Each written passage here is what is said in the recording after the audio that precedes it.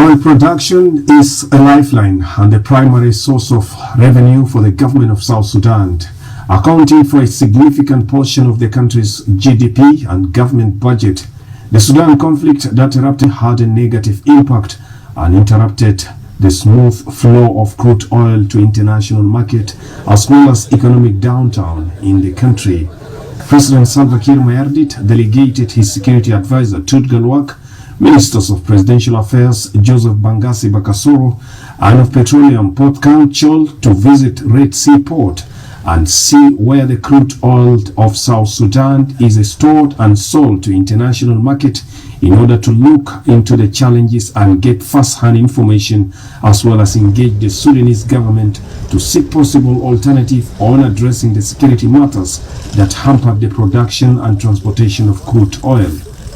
نحن واقفين في منطقة بتصدر فيه بترول للأسواق العالمية في ميناء بشاير، ونحن نأكد للناس إن شاء الله كل ما كلفنا سي رئيس نجلس مع حكومة السودان مع رئيس المجلس السيادة ومع قائد وزارة البترول وحكومة السودان نجلس مع وزارة البترول وجنوب السودان نشارك كل مشاكل تواجه نفط البترول.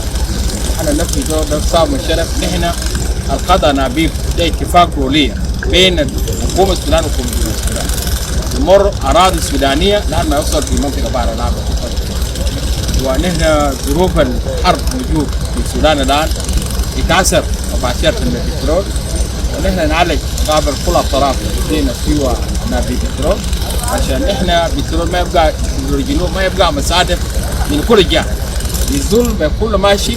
احنا ما لنا أي حاجة بتكون بالسودان. احنا نراجع كل من السودان تعقلوا يجي للسلام يجي للوار أفضل ما الناس تكون في حرب في شعب السودان. While inspecting the facility at the Red Sea Port, the delegation briefed by the engineers working on Bashair Pipeline Company (BAPCO) on the challenges of running the system, among which inaccessibility, damage and gilling in PV13 and PV14 located in Kilo 80 under the control of Rapid Support Forces, inability to deliver equipment, chemical materials to different stations through which the pipeline is passing through, including Rabak, Singar, Sinja, Jebelain, among other areas. BAPCO engineers say it will require an urgent intervention of government of South Sudan in order to engage the Sudanese security apparatus, both the army and the rapid support forces, to create a safe buffer zone and conducive environment for engineers to fix the damage caused in the pipelines in different stations to enable resumptions of a smooth production of crude oil. والله شعب واحد في دولتين حينظل كده، يعني البترول ده هو القاسم المشترك والبيربطنا، وان شاء الله نحن ننتصر على كل الصعاب في الحرب وفي السلم وتوفى ساعات تتاكد انه الشركه عندها قدرات عاليه. ونحن الان في زي ما تفضل في المنطقه اللي بيحصل لنا اللودينج لحكومه الجنوب، ونحن الخام جاهزين زي ما شرحنا له. نحن ممكن الشركه عندها قدرات في اليوم الواحد تصدر 2 مليون برميل، ونحن على أهب الاستعداد. Oil is the economic lifeline, and South Sudan depends on more than 98% of its revenue generation from crude oil production.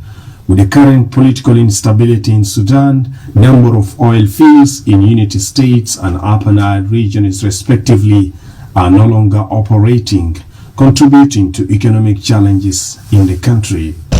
This is the main center in Port Sudan. We call it the BAPCO main center, the pipeline that are ready, and all the crude oil from South Sudan comes direct to this location.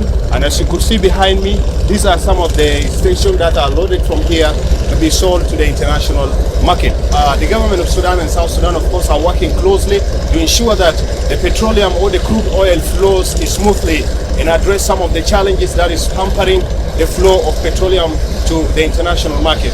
The government is now going to engage both the Sudanese government and the leadership of the RSSF to ensure that the pipelines that are transporting crude oil of South Sudan is not interrupted and the smooth flow of petroleum is going well to the international market. Warren Anthony, SSGTV News, Port Sudan.